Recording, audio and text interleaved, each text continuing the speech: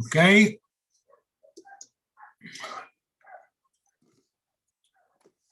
Today, we shall start introducing and discussing the concept of environmental components, and we shall start identifying the tools that we may employ for evaluating the impact of anthropogenic projects on these environmental components.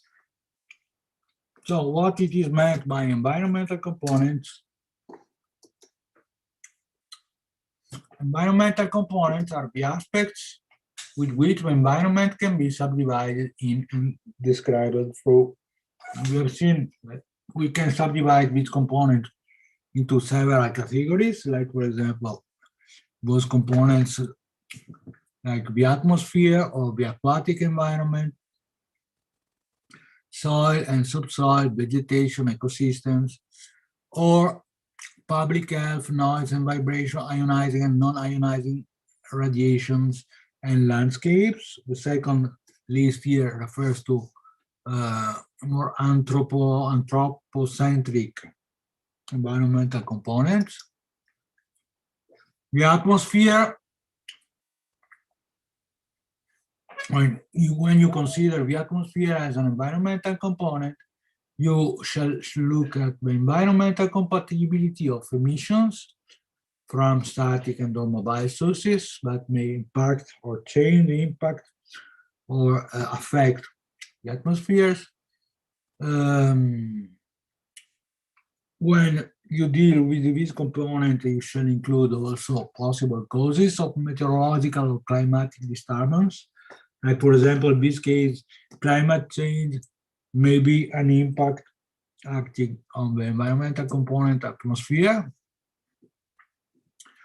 If we look at the aquatic environment, then we have hydrological or hydrographical and hydraulic conditions, or we may have a quality status of water bodies, and in particular from the anthropocentric point of view, the use of water bodies used for humans' activities of water bodies. In this case, I'm thinking water potability, so water possibility of using water for drinking needs for humans, but also the use of water, for example, for irrigation or for other activities that are somehow linked to the quality and the condition of the aquatic environment. Okay, soil and subsoil. In this case, we shall consider endogenous and exogenous geodynamic processes. Typically, I'm thinking at surface water runoff, surface water runoff, or erosion. These are endogenous processes. Exogenous processes may be that linked to, for example, land movement for building infrastructures. Again, this has to be evaluated in terms of use of resources. I recall you that soil, it is an environmental resource in terms, for example, of food production. But also, when looking at the soil and subsoil environmental components, we may also include evaluation with geological risk in a broad sense. You may recall that Italy, for example, it has 65% of the territory that is at hydrogeologic risks. Other environmental components: vegetation, flora and fauna. Again, quality of vegetation of the flora and fauna, or more in general terms, the ecosystems, functioning of ecosystems, and, for example, the service provided by ecosystems. And we will have an entire lecture devoted to ecosystem services that are the functions provided by ecosystems in terms, for example, of water purification or water resource availability, and so on. Public health, we are talking about welfare and health in the short, medium, and long term. When I think of public health, I'm thinking, for example, various examples of important contamination like this that is going on here in Veneto region with PFAS. It has to do with public health. We are still trying to evaluate the effect on public health of these contaminants, persistent contaminants like perfluoroalkylic substances, but also noise and vibrations may also seen as environmental components that are important to be evaluated in order to preserve natural balance and public health. Ionizing and non-ionizing radiation, preventing damages to the environment and humans. Landscape, it is an important change of scale. Landscape includes historical and cultural aspects, but also visual aspects that are, if you want, a little bit tricky to evaluate in numerical terms. Instead, we will probably find more easy to evaluate, for example, the visual aspects in more qualitative rather than quantitative terms. In order to start to introduce the concept of environmental indicators, we shall introduce this list, the Battelle list, that is the first list of environmental indicators provided by the European Environmental Agency. In this case, environmental indicators are again subdivided in categories that somehow reflect the subdivision we have seen in environmental components. For example, indicators of biodiversity that may be given by threatened and protected species, or designated areas of species diversity, biodiversity. Water as an environmental component, use of freshwater resources, oxygen consumption substances in river. This has to do with, for example, BOD, that is a very well-known variable by environmental engineers, describing the quality of water. Nutrients in fresh water, so you know the nutrients are the base of our productive processes, so the base of a trophic chain.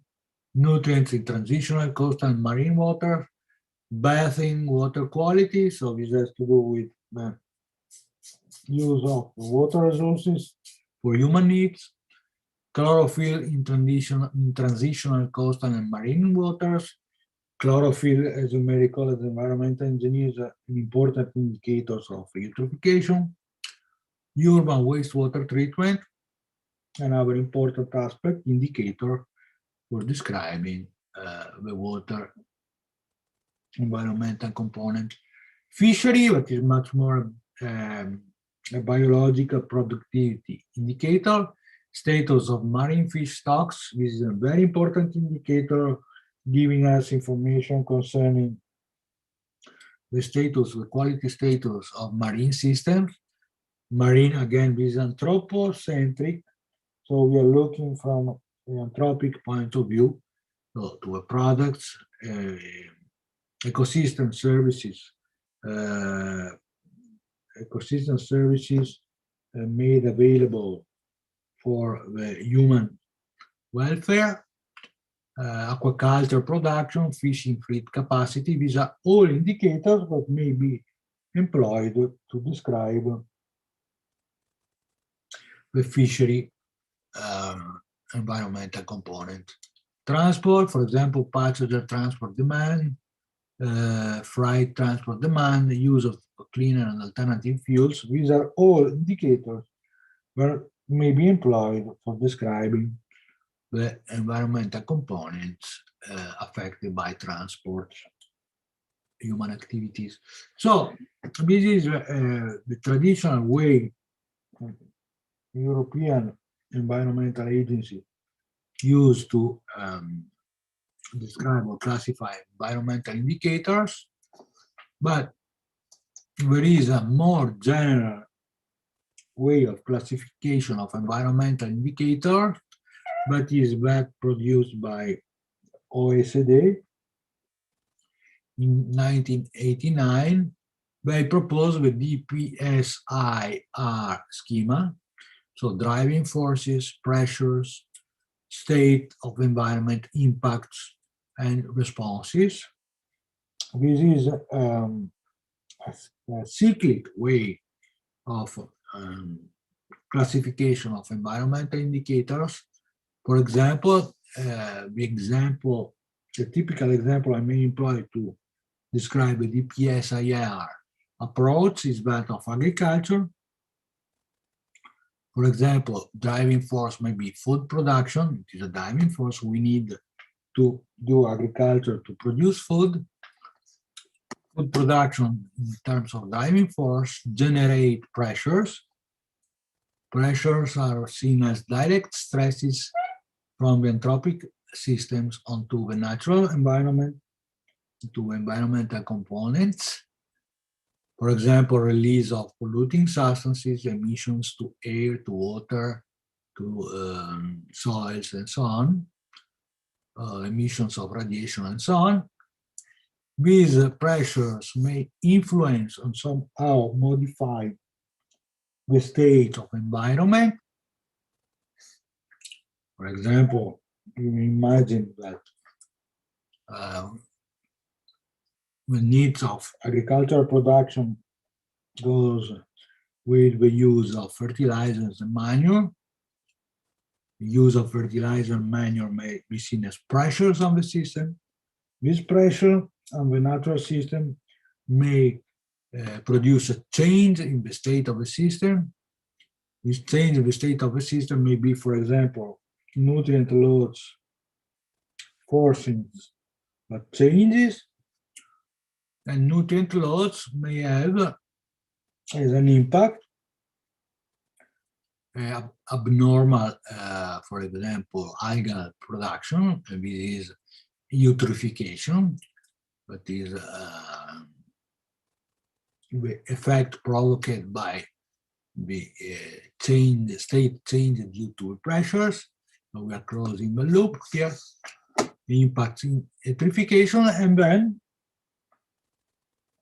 we may close the loop by looking at the responses. Responses are actions of the anthropic systems to solve or reduce environmental problems, for example, pollution prevention and reduction of activities. In the case of agriculture, for example, the PAC, that is the Common Agricultural Practices, that is a policy issued or produced by the European Union, in which there are some requests to the member states to produce legislation limiting the use of fertilizer or manure, because these are recognized to be important effects affecting the natural environment. So driving forces need to produce food, pressures, the use of fertilizer, state, change of nutrient loads into the system, impact, switching from natural oligotrophic condition into eutrophic condition, responses that are typically policy responses, and so means that are actions aimed at acting on the driving forces of the pressure, states, impact. So the responses may be acting on all these intermediate indicators.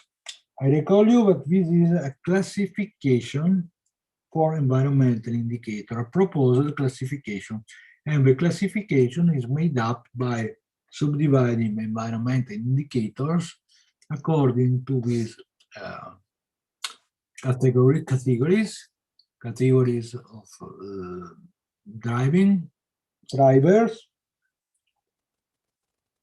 Drivers, pressure, state, impact, response are equal to category drivers. Drivers generate pressures. Pressures generate state changes. State changes provoke or cause impacts. And impact may ask or stimulate for responses from policymakers in order to control the effect of human activities onto a natural environment. Now, let's give a short introduction to the tools that you may employ for analyzing these impacts.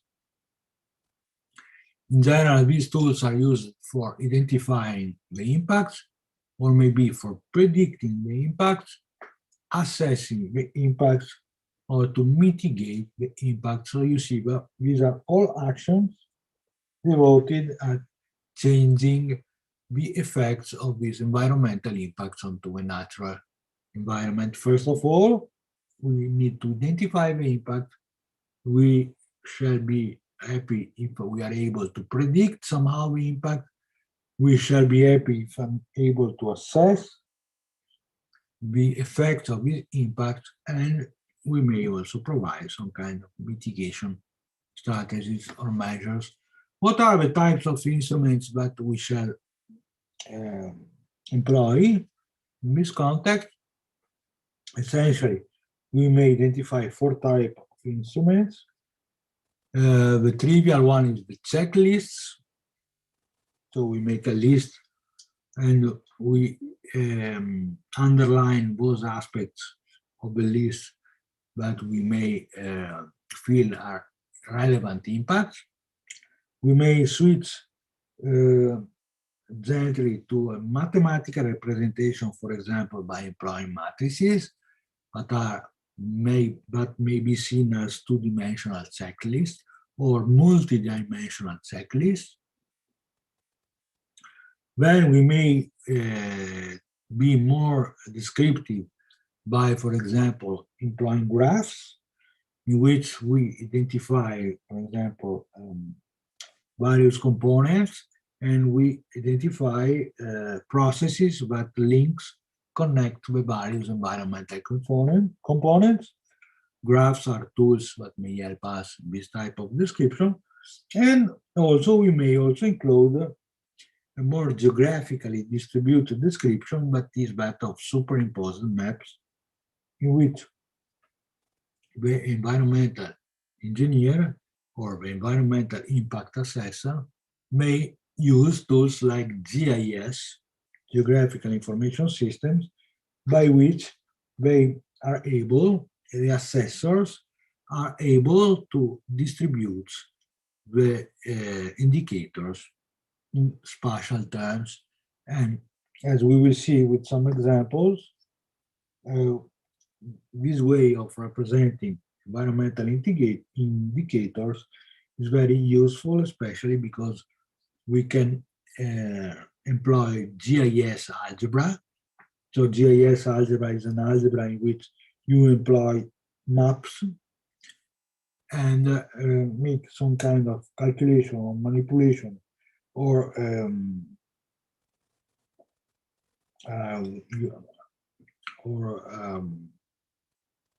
integration of information contained into different geographical maps, and we may obtain by superimposition of these graphic maps a description of the effects of human activities onto the environmental components. Let's start by describing the checklist. Checklists are the default list of possible impacts. So it is a way of conceptualizing our model of environmental impacts in terms of lists. We may start by simple checklists, which consist of a list of parameters involved, like, for example, chlorophyll A concentration, or like, for example, quantity of rain per unit surface per unit times. We may use descriptive checklists, including some kind of guidelines for the measurements of the parameters. In this case, you may also include requests for data, requests for sources of information, and predictive techniques. So we are starting to be a little bit more detailed in the role of the different indicators in your descriptions. And then another important step on is that of weighted checklist, in which includes some information on the duration of the impact and its possible irreversibility. In weighted checklist, you start giving some labels to the different impacts in order to have some guidelines, some guidance for correct sorting of the impacts. And we will see that several of the methodologies that we will produce or we will present in this class shall end with a list or a ranking of the different impacts. And these rankings are obtained by giving different weights to the various impacts appearing into the checklist. Checklists may be built by proposing, for example, questionnaires, which consist of a series of questions that the interviewed are usually experts in the field, but also maybe the public interviews, respond with an opinion and express their evaluation. For example, I may propose to the population or to various experts the questions: which of these impacts do you feel are more relevant in terms of environmental perturbations? You may ask, for example, if eutrophication or nutrient loss or loss of biodiversity may be considered more or less relevant. In this case, you may also propose some kind of thresholds which identify impacts in terms of the verification of the exceedance of predetermined values or levels of impacts. So you checklist thresholds, you may also indicate values that, if they are crossed, may make an impact considered relevant or not. So you may indicate also some, you may give indication on which levels of impact may be considered relevant or not. Checklist thresholds are important because typically when the policymakers give some guidance concerning the management of natural system or environmental system, they may, for example, propose numbers in terms of levels of acceptable quantities of perturbation to the natural environment. So in a checklist threshold, you may look at laws which propose some tables for the values of impacts to be considered dangerous or less dangerous. Classically, this way of classifying environmental impacts goes back to the checklist Battelle that was proposed in the late 70s, early 80s by Battelle. This was just the beginning of the story. So Battelle proposed 4 environmental components: the ecology, physical-chemical condition of the system, aesthetic factors, so some aspect that has to do with the anthropic perception, and human interests, maybe, for example, natural resources for production of food, or for the production of environmental ecological systems, ecosystem services, and so on. These factors, these environmental components are subdivided into 20 factors, for which Vattel proposes 78 parameters. In general, we may say that each parameter has its weight or environmental importance, and it is up to the environmental impact assessor to establish weights for the different environmental impacts in terms of importance. So this helps in building rankings on the different impacts. This is traditionally the checklist Vattel, subdivided into categories: ecology, physical, chemical, aesthetics, and human interest. And you see that for each of these categories, there is quite a number of parameters, browsers and grazers with animals. We have 14 indicators for the crops, and so on. You have several indicators for each one of these factors, building up the description for the environmental component. And the Vattel list ends up into 78 parameters that are more or less the ones that are indicated here to this checklist Vattel. The checklist Vattel, it is according to the classification that we have given here. It is a checklist thresholds. It is provided by thresholds, and in this case, to define threshold for each one of the parameters that appear in the checklist Vattel, you give a coefficient of environmental quality that may be arbitrarily between 0 maximum impact and 1 minimum impact, and this may be assigned, for example, by using the Delphi methodology.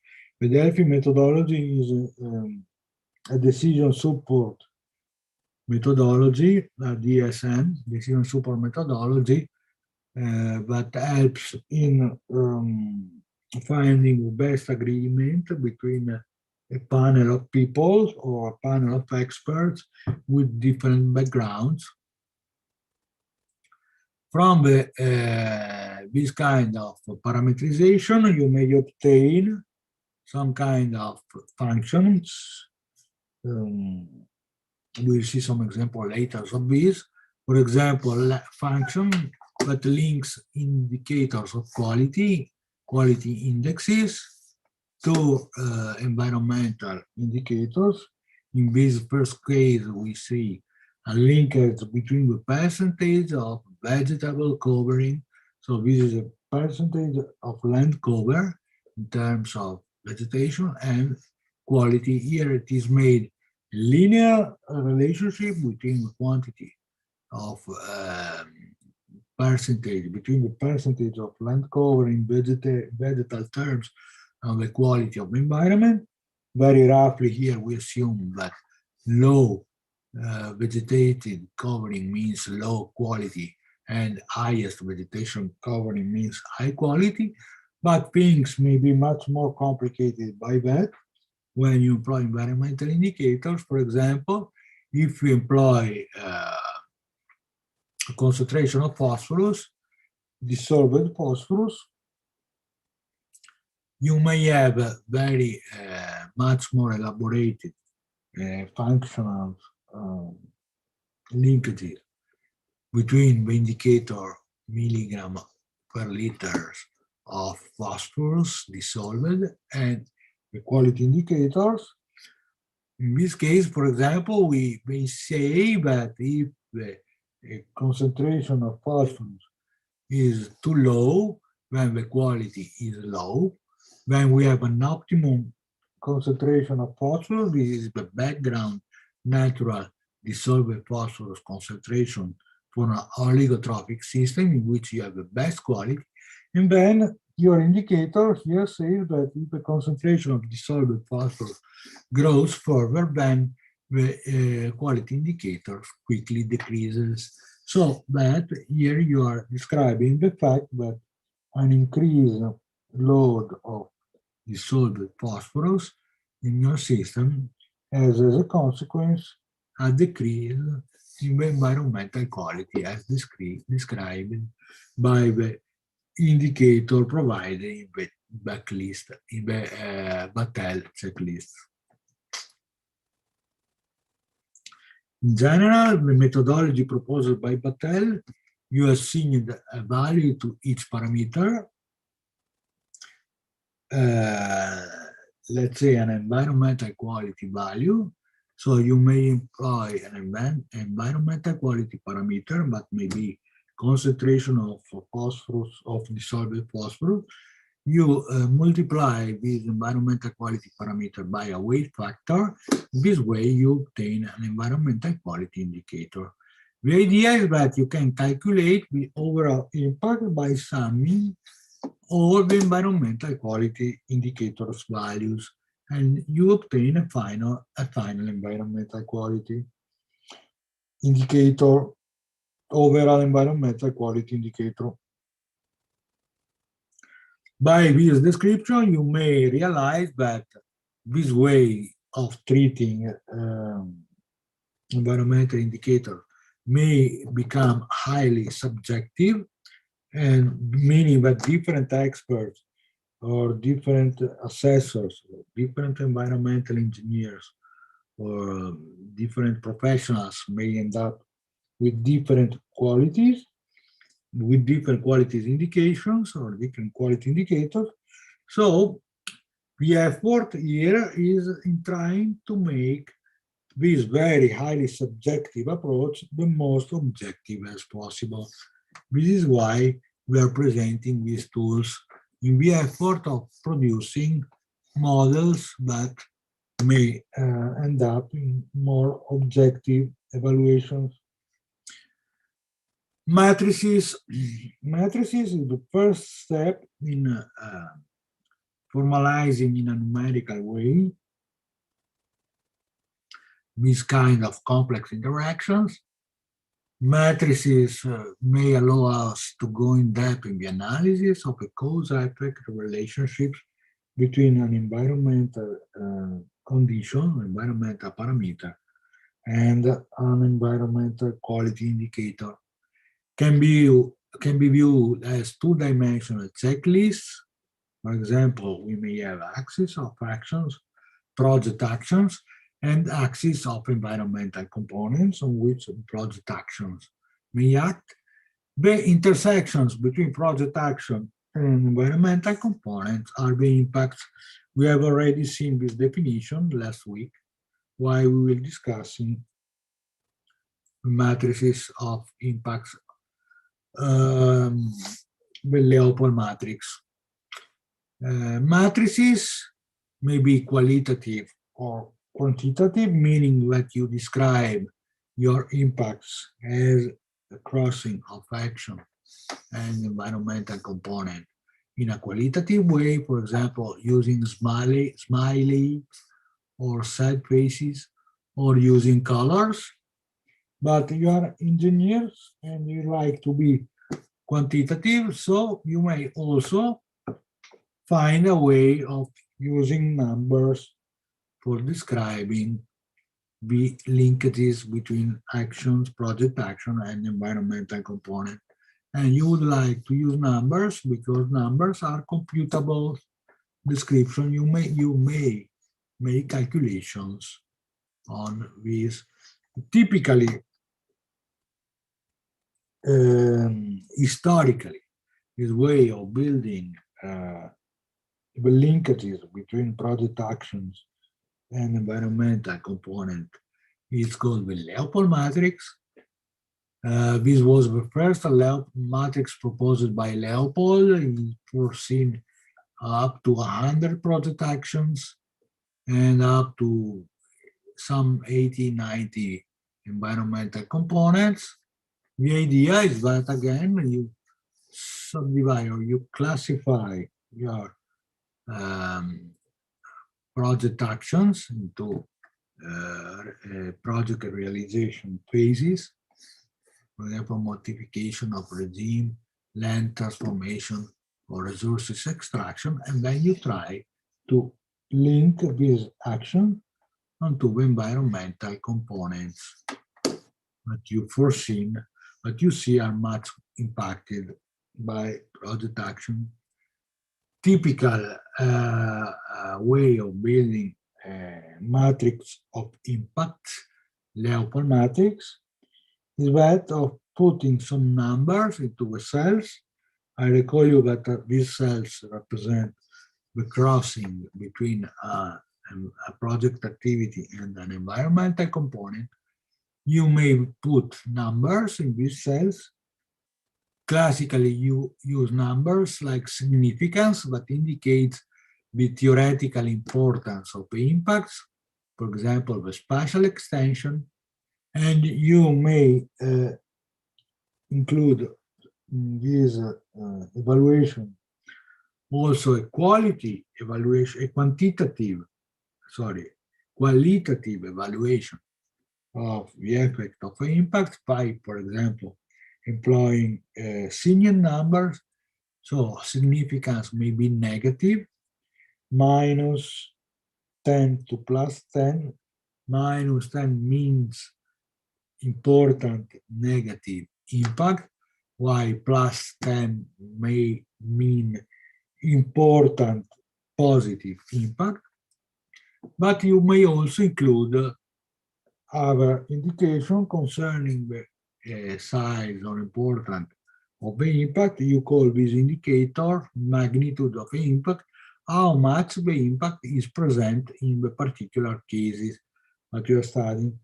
So besides the significance, but maybe negative or positive, you may also employ another number, typically the scale 1 to 10, that gives information about the size or importance or the magnitude of the impact itself. This way of classifying impacts is very useful because it allows very quickly to evaluate, for example, the total impact on an environmental component. So each individual impact is estimated by the product of significance and magnitude.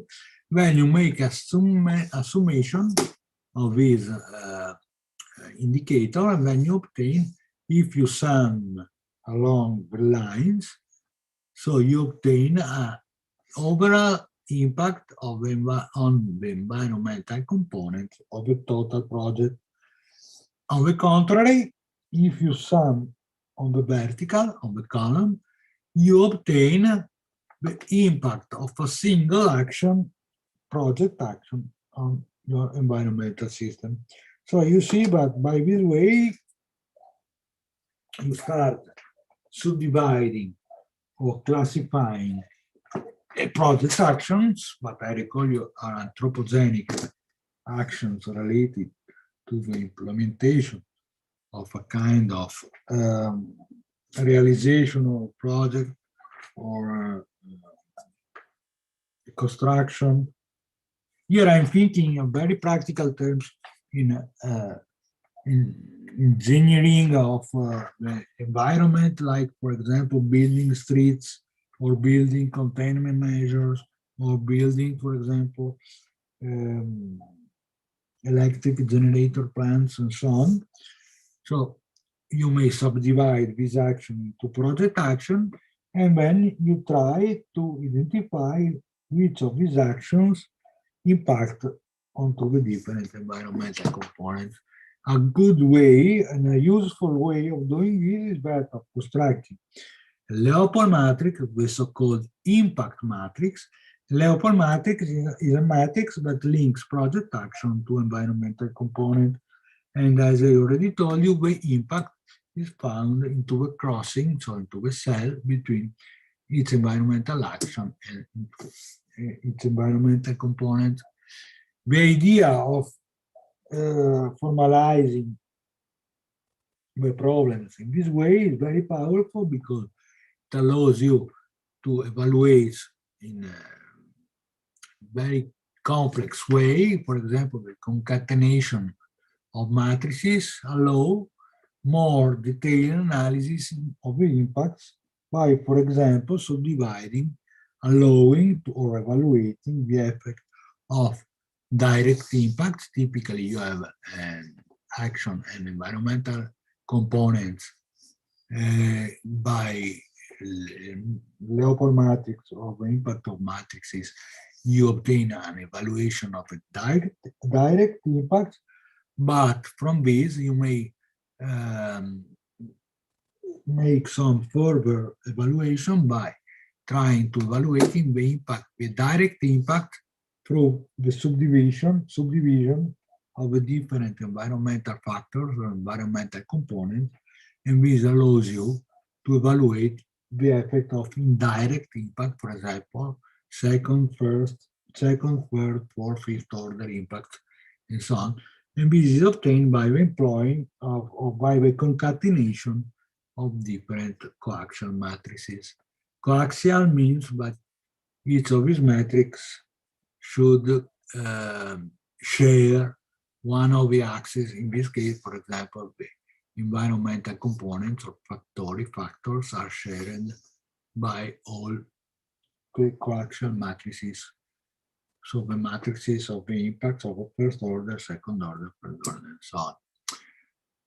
Another interesting way of describing this kind of interaction is that of employing chromatic matrices. Typically, you employ a series of 4 matrices that analyze the impacts of different aspects of a project. The impacts are then described by a double chromatic scale, a scale of negative impacts that may go from yellow to reddish. So yellow is a neglectable negative impact. These would correspond, for example, to negative significance with a small magnitude. High negative impact may correspond to a negative significance with a high magnitude of the impact, but you have the same evaluation in terms of positive impact. In this case, the significance is positive, and the magnitude may vary from 1 to 10, neglectable to high impacting activity. The chromatic matrices are quite interesting because they allow to analyze cause-effect relationship with respect to potential impact. This is the case of the first matrix A. Then you make a step forward and you go to the indirect effect. So you may analyze interrelations, impact environmental components. In this case, you try to highlight the unique characteristic of a site. Typically, matrix B starts including some information concerning the specific localization of the activity you want to implement. Matrix A is a description of the activity, so a Leopold matrix, impact matrix of the activities. Matrix B is a specification of matrix A in which you include some characteristic of a site. Then you may go forward with your analysis by including the effect on potential impacts of a forcing containment criteria. So you may evaluate, you may construct another matrix, matrix C, that is a matrix that describes the effect of mitigation measure or containment criteria for various project actions impacting different environmental components. And then you may employ a fourth matrix that is called the matrix of the residual impacts, matrix D, in which you evaluate what are the residual impacts after the containment or mitigation measures as described by matrix C, has been implemented. Okay. So to resume, chromatic matrices, matrix A, matrix of causes and elements of impact, in which you evaluate project action and environmental components or impact elements that are project action and impact causal factors that are environmental components, correlates impacts, elements, and causal factors that generate them, and is useful in identifying the weak points of a project. So the first analyze the matrix of impact is the first point in which you may identify the weak aspects of your project. Here's an example of matrix A. This is for a landfill construction. Project actions or causal factors of impact. For example, transportation of wastes into the plant, transportation, movement of machines into the plant. So these are various potential factors of impact, and these are the various elements of impacts of environmental components or actions that act onto the different environmental components. Matrix B is the matrix of potential impacts, in which you start making the summation along the rows or around the column of the impact matrices, correlates the elements of the impacts of the works with environmental categories, allow to identify the impact of the works on the surrounding environment to the environmental categories. The same example for the landfill project. Matrix C is the matrix of contaminants, of containment criteria. So the matrix will describe the effects of protection or protective activity in order to protect the environment. So this correlates the elements of impacts of the works with the containment measures or mitigation measures. So negative impacts of B, and then the residual impact matrix, that is the matrix that describes what it is left out from your containment measures once the containment or mitigation measures were implemented into the project. So this gives you also representation of the efficacy or effectiveness of the containment measures. And this is an example of a matrix. Okay. Now let's finish with this lecture by giving examples of the last type of tools that we have presented at the beginning of this lecture, graphs or networks. This is a way of generalizing the box and arrows model. That is a model that links the state variables with the processes, links description of the state with process, altering the state. Graphs can be seen as the development of coaxial matrices and describe a network of causal impacts. It may become very complicated. For example, a way of representing primary, secondary impacts and impacts on the environmental components, so on the target of your study. So you start by listing the various elements of impact and how these elements of impact generate primary, secondary impact, and how on the overall these impacts may have an effect on the target system, on the target ecosystem. A graph or networks may become very complicated. The pros is that allows a more comprehensive analysis and also keep tracks of various causal relationship. The cons is that this way of studying the problem are largely qualitative, so you are not very worried of the meaning of the numbers, but you are more likely going with smileys and sorries faces or like chromatic matrices. Can easily get complicated and very difficult to interpret, and as a consequence, these tools are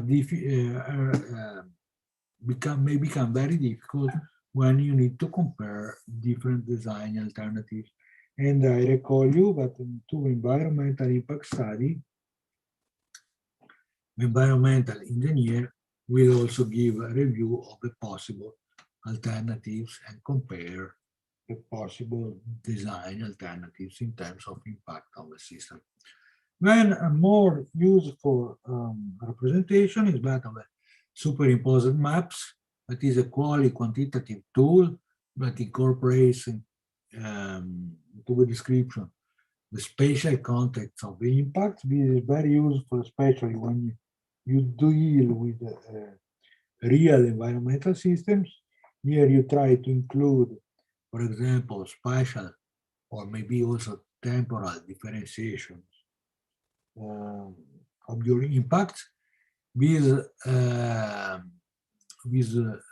representation are highly communicative, very easy to integrate. They make very easy to integrate multiple information, a large amount of data, and data coming from very different sources. Large amount of data, for example, those coming from remote sensing, aerial photographs, or satellite imagery that provide a large quantity of data.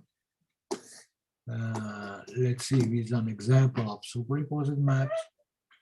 You may, for example, evaluate different environmental components like water, resources, settlements, so, households, visual values like landscape, or the presence of historical sites, or the presence of particularly relevant ecological sites. Then you may use all these indicators. You may compose a composite images of these indicators, and you obtain a final map that is a description or tries to summarize into a single description all the effects of the different environmental indicators, project effects of a project action onto the different environmental components as described by the environmental indicator. This is very useful in order to make the description of the impacts. If we want to have tools that allow the environmental impact assessor or the environmental engineer or the person that is charged to drafting the environmental study to predict impact, then you have to include some kind of modeling or some kind of depicting of scenarios. There are many ways of communicating the impacts, but the way for estimating the impacts are even more, we may be even more complicated. There are qualitative methods, for example, estimates by expert opinions, but there are also quantitative methods. So quantitative method goes into the direction of making an effort of building methodologies that are objective more than subjective. In this case, in the case of quantitative methods, you try to implement some kind of deterministic descriptions, so deterministic models, or you may employ some kind of budget models, typically a life cycle assessment model are budget models, or you may try to include also some kind of random or stochastic effects. This has to do with the stochastic models, and this is typically what you do when you try to implement a risk analysis. You may recall that risk analysis uh, retains a certain amount of probability evaluations. For the prediction of impacts also, you may be, in terms of quantitative analysis, employ cost-benefit analysis, and we will have an entire lecture on cost-benefit analysis methodologies, but we may also have more sophisticated tools like a multi-criteria analysis, that is a more quantitative method in which we have tried to classify or to subdivide all the subjectiveness of the methodology by including some calibration knobs into our model, for example, the weighting factors, that allows us to modify the behavior of my descriptive or predictive model according to the scope or the particular target in analysis. Okay, for now we can stop here today. If you have any questions, I am ready to answer to your questions. Otherwise, we will go on with more methods, tools next Thursday in the next lecture. Thank you very much. Excuse me, sir. Yes, please. I didn't see the presentation online on Moodle. Okay, now I'm sorry, let me go and I check. Thank you. If, okay, it is available.